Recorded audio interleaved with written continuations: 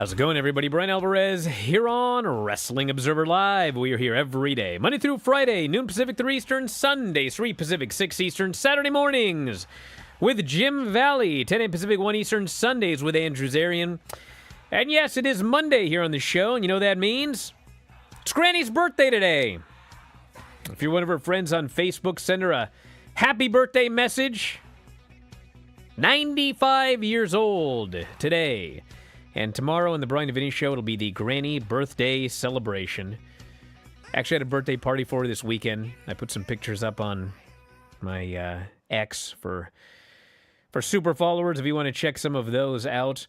But other than that, we got a lot to get into today. The Raw, which has been taped, actually. And we'll talk about that, obviously, tomorrow. But we have that show, and then NXT and AEW on Wednesday. They're both on Wednesday this week because of the election tomorrow. So no NXT on Tuesday night. This past weekend, we had SmackDown Collision and the WWE Crown Jewel show, which had some good wrestling. Can't say it was a groundbreaking show in any way. Although I guess business-wise it was groundbreaking, as they announced today. It is the most viewed Saudi show they have ever done. Shattered the record for Saudi pay-per-view views, PLEs, whatever you want to call them.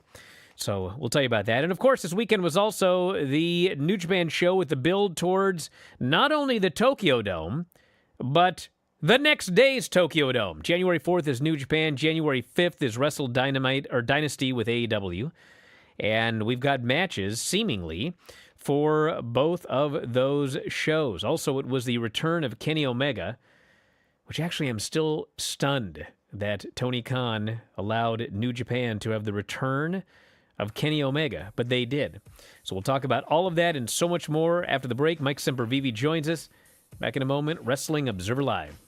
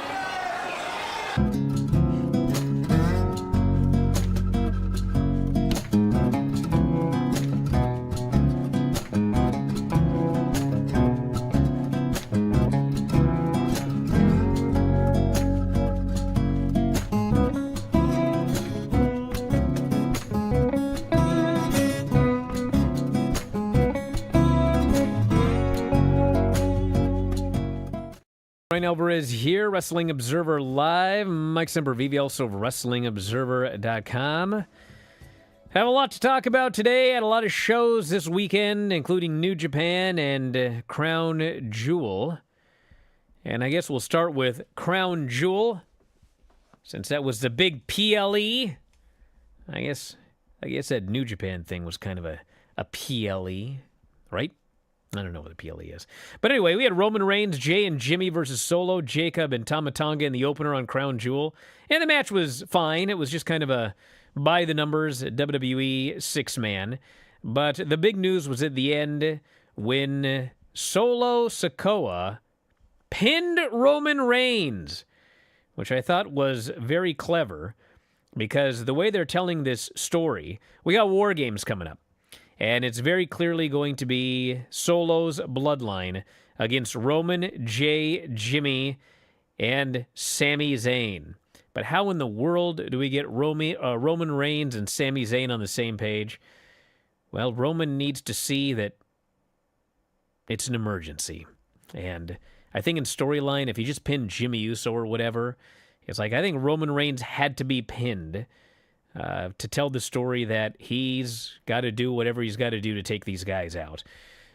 Sammy did show up afterwards to save Jey Uso, but then him and Roman Reigns both tried to take out Solo at the same time, and Sammy ended up booting this dude's head all the way back to America, and that was the end of that. So we got 3-4 weeks to figure out how to get this thing going, and I think it's going to end up with Paul Heyman making his return to reunite the original Usi version of the Bloodline.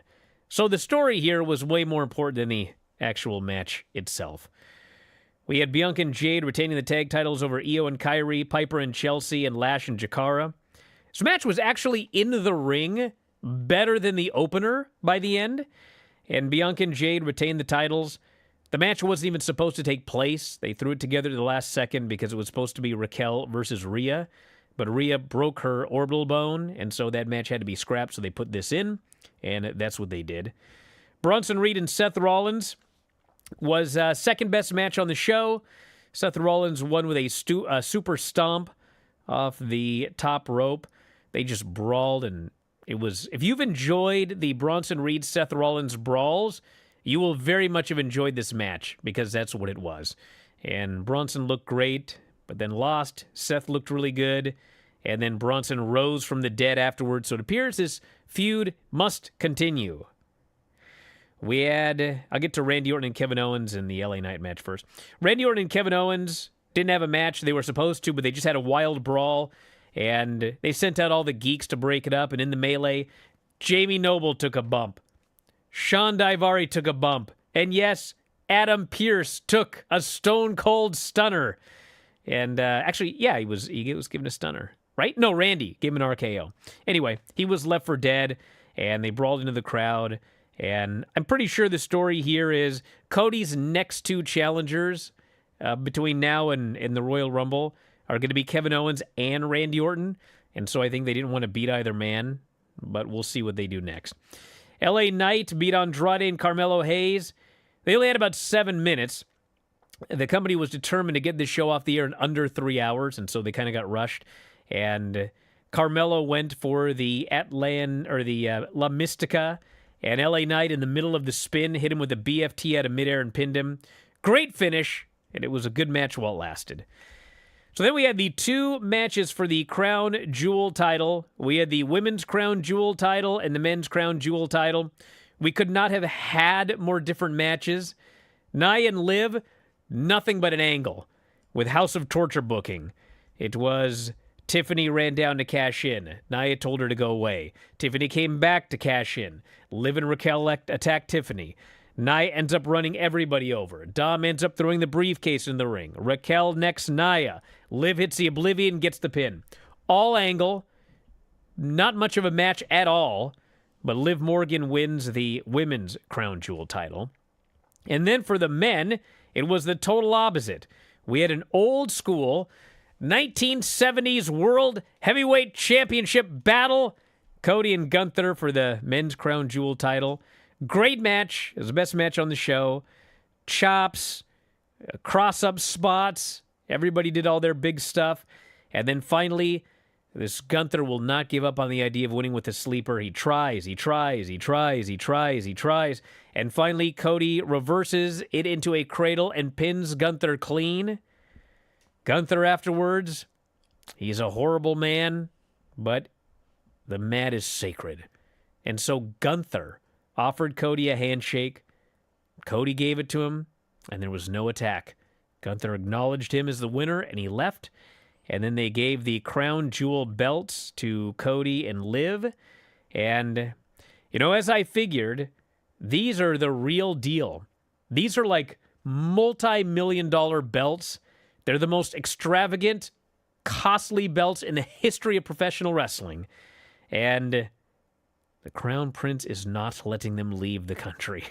They were presented with their belts, and now the belts are going into a giant vault in the WWE Experience for usage next year. And the winners are instead given these large Super Bowl-style rings, and that's what they get to carry around. And the story is every year they will do champion versus champion. Every year they will give away rings. And the story is, who can collect the most rings? I guess we'll see. But anyway, I thought it was a fine show. What'd you think, Mike?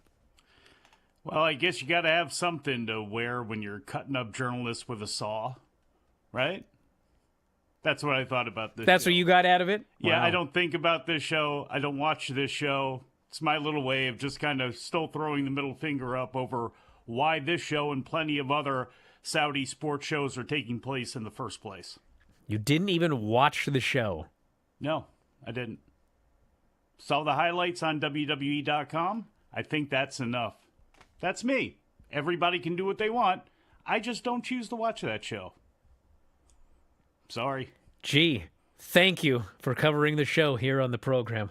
Thank God I was here today. Oh, I'm sorry. I didn't, we could have talked about the show. I didn't have to get into any details about it. I mean, the biggest things from the show are the fact that the Bloodline is going to get together with Sami Zayn. The original, the OC version, is getting together with Sami Zayn, and I believe doing so in the exact same way that you mentioned. It is going to take Paul Heyman to pull it back, and it is going to take Roman Reigns to say, I got beat by Solo, Sammy. We don't have to see eye to eye, but I'm desperate, and do so in the most manly way that Reigns can to actually go about doing that and have Paul Heyman bring it together. Yeah. I mean, that would be the thing that makes the most sense there. When it comes to the title scene, I don't know what's got more power, the Ulafala or Cody's title belt, but every time somebody picks up one of them, they stare at it with this power, and Randy Orton's got that same look, and we're going to get Cody Rhodes and Kevin Owens. Certainly seems like we're going to get Randy Orton and Cody as well. Well, did you watch New Japan? Not this morning. I saw Collision. I haven't seen it yet this morning. Have you seen New Japan? Yes, of course. I've watched the entire show. It was exciting. Really? I didn't watch the show. I know. But I had to watch Crown Jewel! Crying out loud! Jiminy Christmas. Well, we'll talk about the highlights of New Japan after the break. And afterwards, we got to talk about Raw. Are you watching Raw, or are you skipping that one too? Because that's also in Saudi Arabia. Yeah, we'll see. Can you see if Filthy can do the show tomorrow? Can somebody who watches Raw do the show tomorrow? Jiminy Christmas. I got to have some help here. What am I doing? You need help, all Who's right, watching Raw sure. tonight? Can anyone do the show for me tomorrow? Lenny. Lenny's going to be on here. Lenny's not watching Raw. He will if he can get on the show and talk about it with God, you. you've become Lenny. All right. Back in a minute, I'll talk about whatever we could talk about. Observer Live. Just a quick note before this free video. If you click like and subscribe, I'd be very thankful. Warner Brothers Discovery announcement came out, and the gist of it is Dynamite and Collision are going to remain on Wednesday and Saturday. Rampage appears to be history, which we had thought. Dynamite and Collision is stream live on Max if you're a U.S. subscriber. $555 million over 3 years, $185 million a year. Average $185 million a year. It starts lower. The middle year would probably be about that, and the third year would be up from that, and then the fourth year would be way up. Big question for me is, are all the archives up? Or going to be up? Can I go back 5 years ago and watch all of the Dynamites in order? I believe that they will be. Yeah, this won't be till January. I don't know that as a fact, but they're putting archival programming on, so there will be, I don't know if everything will be up, but there will be, I mean, I expect that everything will be up, yeah. I had a little announcement I wanted to make. A lot of people got really exposed, when this. Oh, no, yeah, save that for the Garrett Show. I mean. Save that one. Why? You don't want any heat from these people? No, but I've heard it multiple times. I've been sitting here playing punching bag for these clowns for years, and this was great. This was quite the week of vindication between the Vince McMahon documentary and this deal. Yes, for me, it was an even bigger vindication for Tony Khan. Not that it's even though they're completely different topics. The guy who spent 5 years with all these clowns calling him a money mark, and they went through a couple of years in money losses, which a lot of businesses do. And they could afford it, but the long-term goal was always to make this thing profitable. So at the end of the day, here we are, and with this deal, this is going to be the second most profitable pro wrestling company in the history of pro wrestling. And all of these people that, and it's like, I'm not saying you should have figured that much out, but in the last year, it kind of was leaning this way. And even if it wasn't going to be the second most profitable company in the history of pro wrestling, it would end up being profitable, which once you're profitable, the term money mark goes out the window. So anyway, this is like complete vindication. Jericho actually went on the show. I mean, it was almost like he was reading my mind with that line about, boy, did all these experts come off as being really stupid and out of touch. I don't know if he used those words, but they were. Because it's not like this came out of nowhere. We've been talking about this for months. I've been telling people. I've been telling them. I go you better frickin' pivot because you're going to look like fools if this deal comes in the way it looks it's going to come in.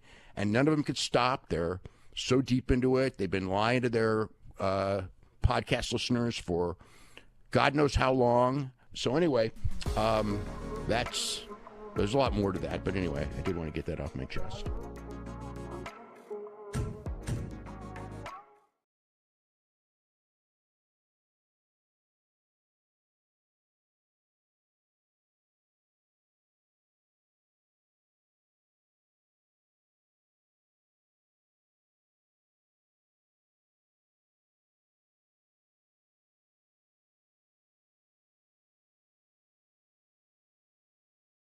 Back in the show, Bryan Alvarez here, Wrestling Observer Live. Mike Sempervive, also of WrestlingObserver.com. Raw is tonight, and it's already been taped, but they've only announced 2 matches, even though we know everything is going to happen because it's been taped. Chad Gable versus Dragon Lee, and Sheamus, Seth Rollins, Dominic, and Damian Priest. Fatal 4-way #1 contenders match with the winner getting Gunther. Well, it's unfair to Dominic. Yeah, shouldn't Dominic get the shot? He beat Damian Priest last week. Why is Damian Priest in this match? And I think Damian Priest is going to win because I expect it to be Damian Priest and Gunther at Saturday night's main event. But I guess we shall see. We also had the New Japan show this weekend. And I don't know, man. Power struggle. Kenny Omega thing in there. Why in God's name is Kenny Omega's big return on a New Japan show? And not only that, see, this is an example, I always hear, I hate WWE, they're too restrictive, and, AEW. Listen. I think you're taking this too hard. No, I'm not. Yes, you are. Bro, dude, not only was Kenny Omega's big return on a New Japan show, okay? He shot an angle on the New Japan show. He set up a match on a New Japan show. And he literally did a promo that he said, while I am under contract to AEW, New Japan has the best wrestling in the world, and I consider it my home. Like, what are we doing? What are we doing? Taking it way Tony's too fine with seriously. that? That's what you're taking way too seriously. How many people saw this show? I mean, let's be honest here. Even the hardest of hardcore AEW fans, it's not like 100% of those people have New Japan World. They have a show that they need to promote. They have a show that they need to work with New Japan for. They have a show that needs stars and matches because their partner, New Japan, well, ever since AEW got started, they've lost some people in that time, and they're not as strong as they could be. I understand in a perfect world, and if things were red hot right now for AEW, for Kenny Omega, for New Japan, of why this could be an issue, but the reality is it harms nothing as far as him making his first return to AEW television. It does nothing to take away any of that sort of stuff. It just helps their partner and helps them try to promote a show taking place immediately after New Japan's biggest show of the year. You guys are like, it is amazing to me. Bro, what did we talk about earlier in terms of what is likely going to happen to get the bloodline back together? What do you think? Paul Heyman? Yes, exactly. Okay. So that tells me that you would be fine if this coming Wednesday at the ECW Arena, Paul Heyman made his big return after being out for months and months and months on an NXT random show on a Wednesday night to, like, make some sort of announcement or whatever. I think if you're to Why would you do that? You would be a dunce if you were to extrapolate that from what I said, because that's not the same thing. It's not. Kenny's return was on a New Japan show. We wouldn't have Paul Heyman return on the NXT show. Right? The NXT show is on national television, and all of WWE's fans on Raw and SmackDown can see that. So, yeah, when this is taking place, it's on a New Japan World show that if AEW chooses not to, nobody even needs to know about because they never talk about it on Dynamite or Collision. It's not really that big of a deal. Okay, fine. If he was coming back to wrestle and he debuted back on this show, yeah, that would probably be kind of an issue. If he came back, if Paul Heyman came back on Thursday's Impact, that's not what we're talking about, right? No, we're talking about Kenny Omega in this. You're trying to bring up something else and try to make it match your argument. Yeah, they murdered Kenny Omega and played it up like he might never come back. That was the AEW angle. They murdered the owner of the company and put him in a neck brace, and he came back on AEW. He didn't come back on. You know what I'm saying? I'm the only one. God, whatever. Yes, who cares? On this particular one, yes, because you're taking it way to an extreme level that it doesn't have to be. This is not an apples to apples argument here that you're making. I think it's ridiculous. And I don't know why you would come back and talk about how New Japan is the king of sports, the best pro wrestling in the world, and my home. Like, that's what Kenny did when he came back. Fine, whatever. I don't care. It's not my company. Because he speaks in fluent Japanese. Not my his company. Promotion. And also, again, how many AEW fans? You're making a mountain out of a molehill here, and people will hear this and respond to it. More people will Fine. I don't care. will hear you talk about. I know you don't care. No, everybody knows he came back. More people will hear you. You're telling me the this. AEW fans don't know that he came back on the show? The AEW fans. Will they care? Do they care? You're acting as if this is now giving away everything. Now nobody wants to see Kenny Omega. I didn't say nobody wants to see him. Yes, you did. But why would you have his big return on another promotion's show? I just don't get it. I don't get it. I don't get it. It would be like if Sting came back at on a New Japan show and not an AEW show. That would be ridiculous. Be ridiculous. It'd be ridiculous if Paul Heyman came back anywhere except on WWE to do this angle for the Bloodline. I think that would be ridiculous. That's it. So he's going to be facing Gabe Kidd because they had a brawl. They had a brawl at the New Japan show. He was attacked backstage by Gabe Kidd, and it looks like we're going to be getting Kenny Omega and Gabe Kidd, presumably on the January 5th show, although we don't know. I mean, Kenny could conceivably work both shows. And they could also do the Kenny Omega and the Young Bucks match with, I guess, Kenny and Tanahashi against the Young Bucks?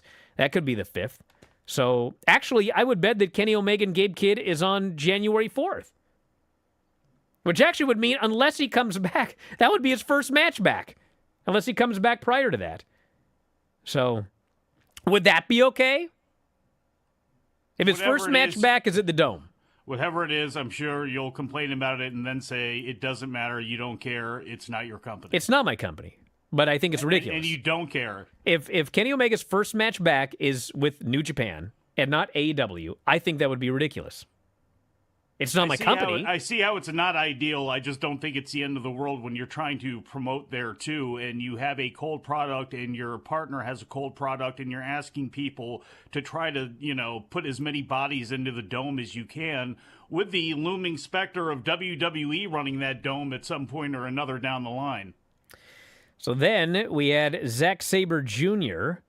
obviously retaining the title, and afterwards he was confronted by... Well, we got 2 matches here. So, Shota Umino has challenged Zack Sabre Jr. So, it is in fact looking like Zack Sabre Jr. is facing Shota Umino at the Tokyo Dome. Zack Sabre Jr. versus Shota Umino in the main event of the Tokyo Dome. And then... he was challenged by Ricochet. It appears it'll be Zack Sabre Jr. versus Ricochet at Wrestle Dynasty, which would not be the main event. I don't know about this Zack Sabre Jr. Shota Umino thing. If you had been watching New Japan recently, every time that Umino's he's booed out of the building. Booed out of the building. And, yeah. They probably could have done better by some of their younger stars building them into matches on January 4th, and they've had a little bit of a rough transition year, that's for sure. Then we had Sonata. He's no longer just a guy. He's left just 5 guys. So apparently now it is just 4 guys. And he has joined the Bullet Club War Dogs. Yes. Sure. Why not? That's what happened. I know. Don't even tell me that's worse than Kenny Omega making his return here. You excited? You excited about the fact that maybe he'll grow the hair back out again? Yeah. He sure wasn't doing much with just 5 guys. Well, nobody is. But nobody's doing a whole lot in New Japan right now anyway, so... That's not true. Great Okan and Hanare won the IWGP Tag Team titles from Shane Haste and Mikey Nichols. That is a net positive because Okan and Hanare together as a wacky team, I think, is a very, very good thing. And Okan has been incredibly underutilized because he has been such a comedy feature for so long, and he's so good at it that, he's a guy with some size. You have Hanare who could use to have a partner, could, be better utilized with a partner. So it's actually a perfect team. And much like a lot of tag team divisions in the world, it's about time New Japan starts building up theirs. I guess with Yuya Uemura out of action, it's just 3 guys. Well, he was the 6th guy, wasn't he? I can't tell what's worse, having just 5 guys or just 3 guys. Well, you got Taka. You got, who else you got? You got Taichi. You got Doki, right? That's it. Doki in there? No? That's all. And then Finley issued a challenge to Yota Tsuji. So it looks like we've got that for Wrestle Kingdom. Well, I guess you get to crown Yota Tsuji in that case. He gets to have a big victory, gets to win a title, but I don't know. I think if you probably planned your year out a lot better, you should be leading into the ascension and crowning of him as your IWGP champion on January 4th rather than what they're doing. So that's the main notes from the Power Struggle show. And I guess we also have, let's see, El Desperado return, challenge Doki. So that'll be an IWGP Junior Heavyweight title match as well. All right, back in a moment with more Observer Live. Just a quick note before this free video. If you click like and subscribe, I'd be very thankful. We all went to the AEW WrestleDream pay-per-view in the Tacoma Dome. What a dump. They've remodeled in the last 5 years. I don't want to watch a show in the Tacoma Dome. I'm over that part of my life. So this is all about I you. want Okay. It is all about me. It's my show. Yep. Sick of these crappy dumps. Rico. Yes. Rico Constantino. When Rico Constantino showed up on the screen, I almost fainted. If you would have slapped me with a bass, I would have been less surprised. A bass, Yeah. you say? Excuse me. You heard me. Now, you mean the fish or like a bass, the instrument? No, a bass. Well, he would have said a bass if he meant a bass. Shibata hooks a rear naked choke, and Shibata's shoulders were down, and the referee counted 3. I don't care what happened in Florida in 1973. That is an Eddie Graham babyface finish when he wanted to heel to get a fluke win. The crowd hated it. Hated it. You know, people are upset that Adam Cole's back as a babyface or whatever. Why? But, dude, he's been gone for a year. So they obviously want to do Adam Cole and MJF. MJF is a heel. So obviously Adam Cole is coming back as a babyface. Yes. Will Ospreay, Takeshita, and Ricochet. My rating for this match was 1 zillion stars. I believe this may be my new favorite 3-way ever. John Moxley versus Bryan Danielson. You have to Not a say it in fun such a match. sad way. Yes! It was sad. It was a sad match. That's it, before we even get to the post-match. The whole thing, start to finish, was sad. It was meant to bum you, the fans, out.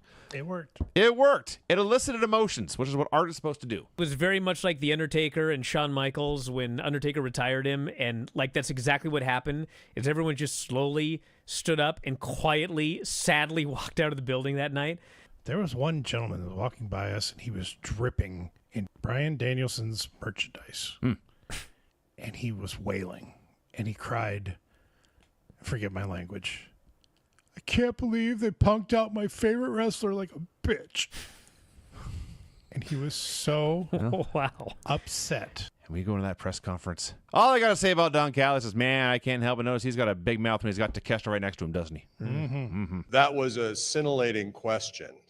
And I think maybe after that, we're finally, the Bryan and Vinny show might actually just be the Bryan show.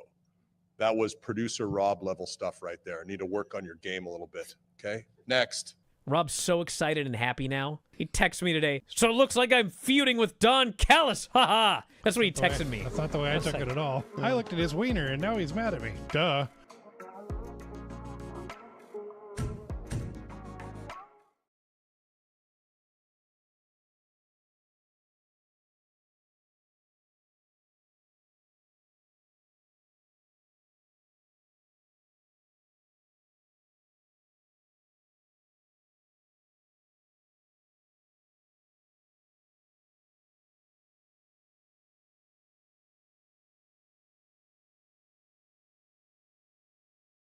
Joe Bryan Alvarez here, Wrestling Observer Live. Mike Sempervive, also of WrestlingObserver.com.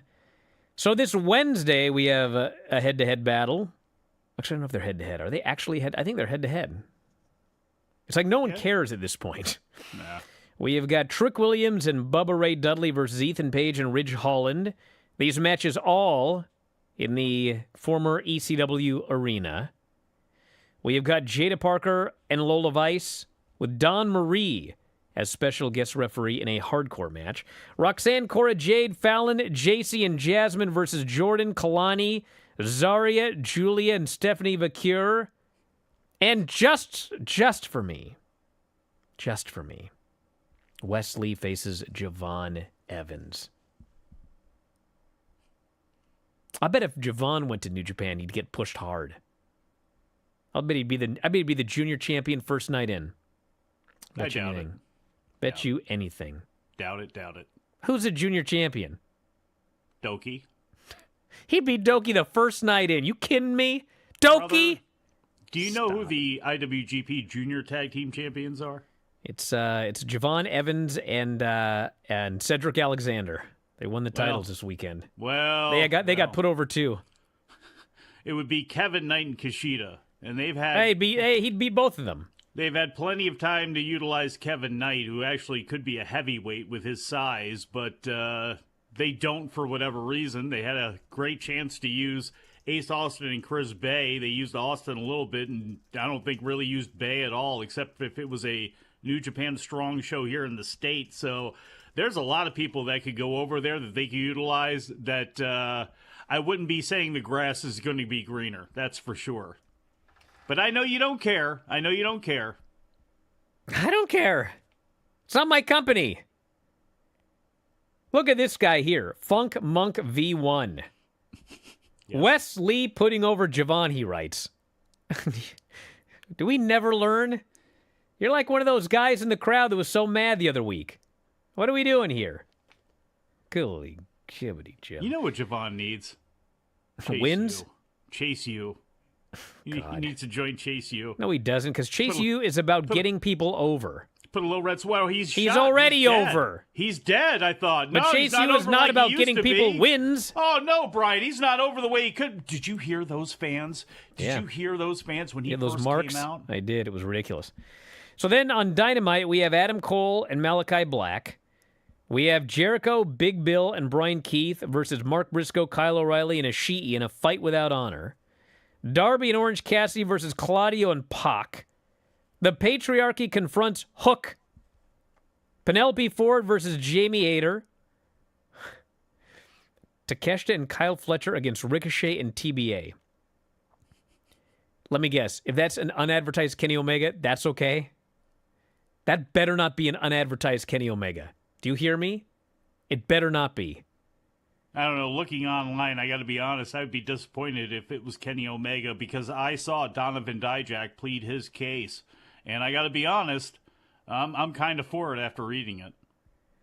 And then the Hurt Syndicate will appear. That's the lineup for Wednesday night. Who's going to win, AEW or NXT? AEW's in its normal time slot. NXT's on the CW. I mean, my gut tells me it's got to be AEW because of the normal time slot. Are you kidding me? No way. You think NXT's beating AEW? I think NXT is beating AEW, and I'll tell you why. Even though it's moved off a different night, the hardest of hardcore, I think there is a harder hardcore fan base with NXT that will not move from it. And the AEW fan base, not only do you have competition from NXT, you have real-world events that are going to be going on. There is a very small chance that that election is going to be finalized by Wednesday night. You know, last year it was Saturday, I think, in the afternoon when they announced 4 years ago that Biden won. So if there's still real-world news going on, and there's going to be, and you have competition, and there's going to be other sports on as well, including the NBA, I don't know if that bodes well for AEW. I really don't. Well, I've got a bold prediction for everybody. Are you ready for this bold prediction? I'm ready. Tuesday night, the election will be finalized. Really? Tuesday night, it will be official, as Adam Pearce says. Official? Yep, that's what's going to happen. Tuesday night, we will have a decisive winner, and it will be over. I see nobody believes me here. Well, I mean, honestly. So have you got the futures bets in? Are you one of those guys? You got some action in the markets here? I have no action in the markets. Yeah. Although I'm hoping whatever happens results in action in the markets in a positive way and not negative. Davey Boy Smith is the new All Japan Triple Crown champion. He beat Yuma Aoyagi to win the title. Sapporo, 74th champion. So he is the winner. I'm looking forward to seeing that one. The Bulldog Bomb was the finish. You hear me? The Bulldog Bomb. You ever take that? No. You know who else has never taken it? Filthy Tom Lawler. You know why? Because Davey Boy Smith Jr. can't beat him. Really? That's why doesn't Tom go to All Japan? He should. Should go in there and stomp some of these kids out. And you know what? Davey Boy Smith Jr. actually has a couple of matches, too. He's got a rematch, obviously, with Yuma Aoyagi that everybody said this match was good for people that have already seen it. So I tend to believe them. Aoyagi doesn't have dog matches. And what you also have is a build-up to a match at some point with Yuma Anzai, the former champion, and Davey Boy Smith Jr. and Anzai, their young guy who's on the rise. That could be a really good match. And Rene Abe, who beat Davey Boy Smith Jr. during the Royal Road Tournament, ended up winning that. So you got a natural match set up there. So we could be seeing Davey Boy Smith Jr. as champion actually into 2025. Well into it. Man, we got a big announcement by Ave has been added to Wednesday night. I'll bet it's the appearance of Paul Heyman. That's not going to happen. Do you hear me, everybody? That's not going to happen on that show. It's just not. Do you understand? But I don't know what our announcement's going to be. Maybe it'll be we're going to start to push Javon. That's not going to be the announcement either. Oh, my God. I'd bet you anything.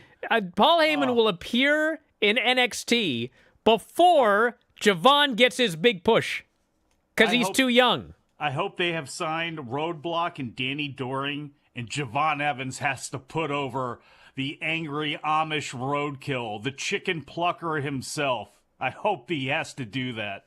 And then you can say you saw it, but you didn't care. You don't care. It's not your company. You don't care at all. Don't report that he cared. There is the Iron Survivor Challenge coming up at some point. Maybe that'll be the announcement. The Iron Survivor Challenge. Remember that wacky match?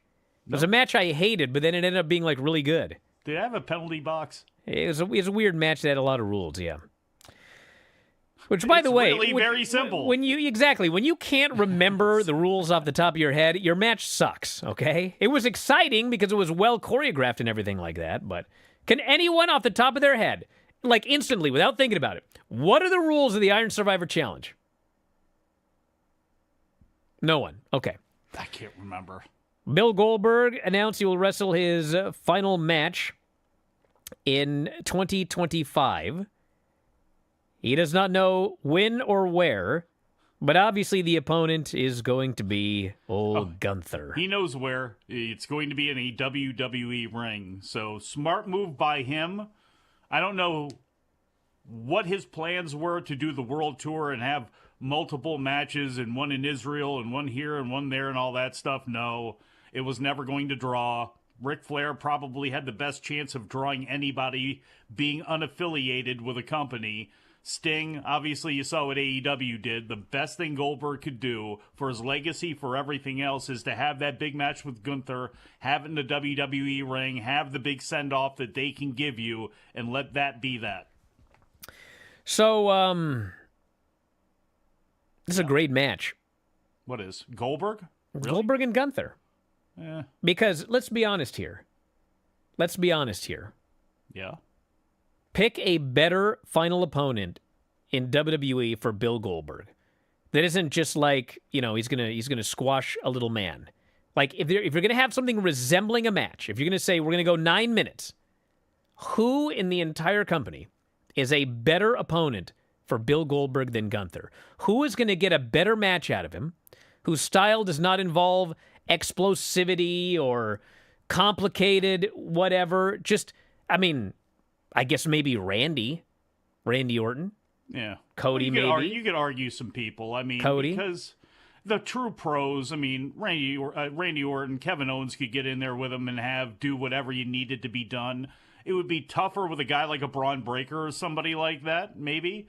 But even then, I think you could probably do something. But if you wanted to go a little bit of time, you want to put Goldberg in some real peril, then you can actually believe that when it comes to Gunther. So, yeah, he is the perfect fit, I would think. Now, do you have some fun with it?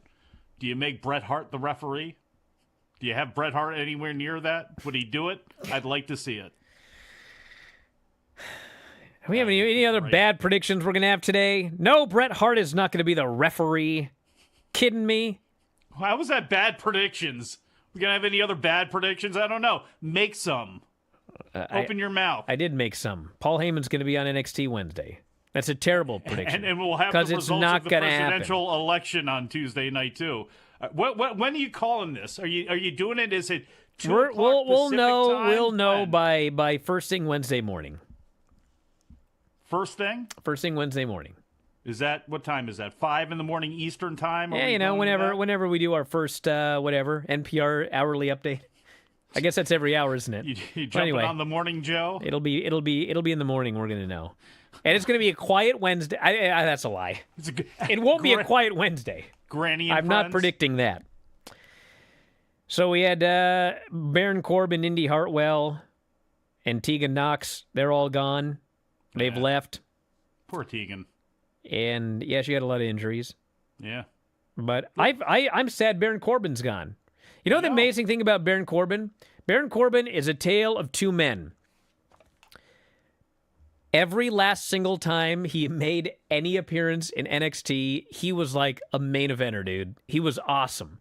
From the very first gimmick where he beat everybody in like a minute and people did the countdown, all the way to his most recent run when he showed up and him and Braun Breaker were like, they were awesome together. But man, you put that guy in the main roster and it was one awful gimmick after another. And I will say, to his credit, I'm not sure anybody else could have pulled off Happy Corbin. Probably because no one else had the last name Corbin. But if they did, like, that guy took a stupid gimmick and, like, him and, what's his name? Madcap Moss. Madcap Moss. Dude, they were great together. I mean, he did his best with all of them, but they all sucked.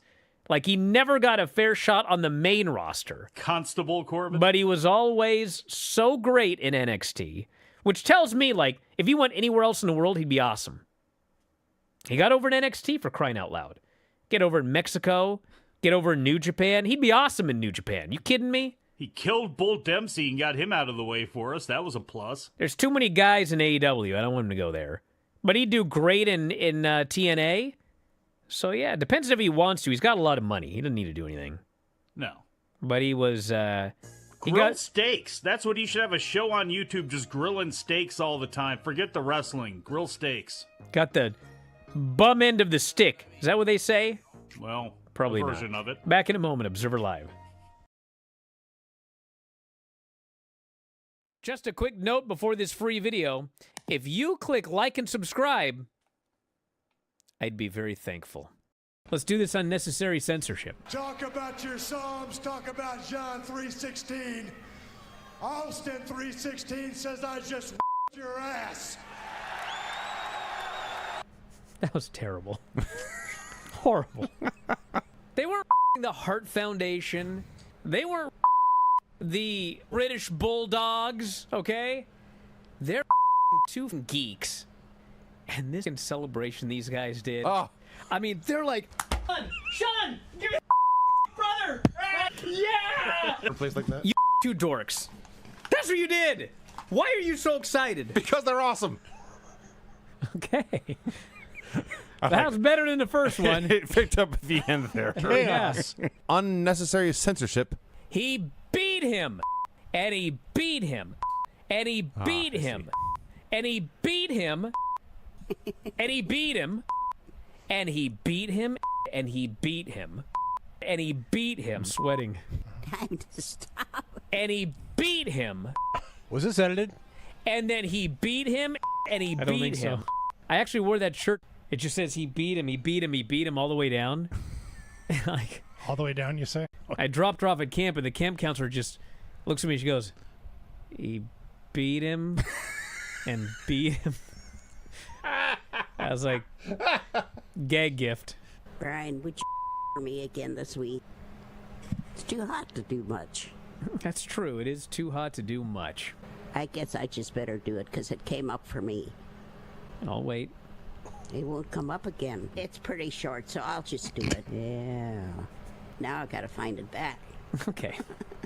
It isn't Damn, coming I'm gonna up. kill you. How about you just it? Okay. Ouch. What else we got, Vinny? I hope the granny licks her finger to turn the page. Lick that finger. There'll be Page an 2. unnecessary censorship coming up. Lick that.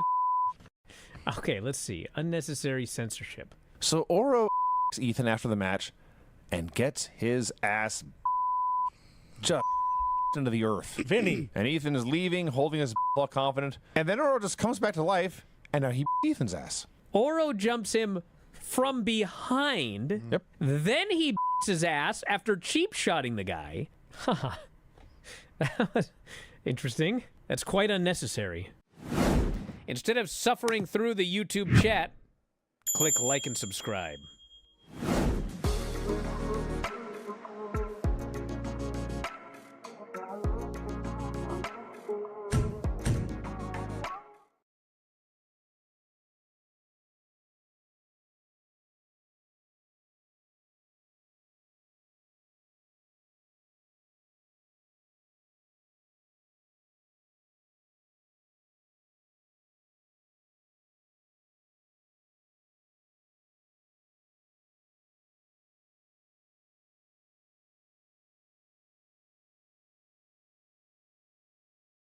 Back in the show, Bryan Alvarez here, Wrestling Observer Live. Mike Sempervive, also of WrestlingObserver.com. Also very sad to hear Marco Stunt retiring. I had some fun matches with old Marco Stunt. But apparently his back is in bad shape, and I think he just had a child of late. So he's a dad, and obviously, if you ever saw him on the Jericho Cruise when he did his concert, very, very talented guy. Doesn't need to get beat up for the rest of his life. So all the best to him. Can't say the same about his father. Never liked that creep. But all the best to Marco Stunt and everything that he does. And he did have a great final match when he came back to face Jungle Boy on that, I think it was on Dynamite. But that was an awesome surprise return and a very good match. And the place went nuts for him. So quite a way to go out, quite frankly. So what did he do on the Jericho Cruise? Was he a purser? His concert. Or... He did a concert. Who did? Marco. Where have you been? He played music. Yeah. He wasn't just like... He plays guitar and sings, dude. He blew people away. It's all people were talking about on the cruise. Directing people to the buffet or something like that. No, he did a concert. He's better than Joe Hendry. He just didn't have a hit in the UK. Maybe he will now. Possibly. He's got time to work on it. Maybe he can get together with Samantha Irvin, do a little duet there. Look at this person. Heard the baby's already taller than he is. That's not right. He was pretty short, though. He was. I can confirm that. I felt like a frickin' giant. We went to a show in 2019. I saw him and MJF, and I was like, that's my future right there. I'm taking that kid on. And I did. And I enjoyed it a lot. You can see him up on YouTube or on I forget the name of the website. But Pivot Share? Anyway, check it out, everybody. Check out the hardcore match we had at the end as well, where I was supposed to sell one knee, but I hurt the other knee and sold both knees. Yeah, things happen. We're out of time. We'll talk to you next time. Wrestling Observer Live.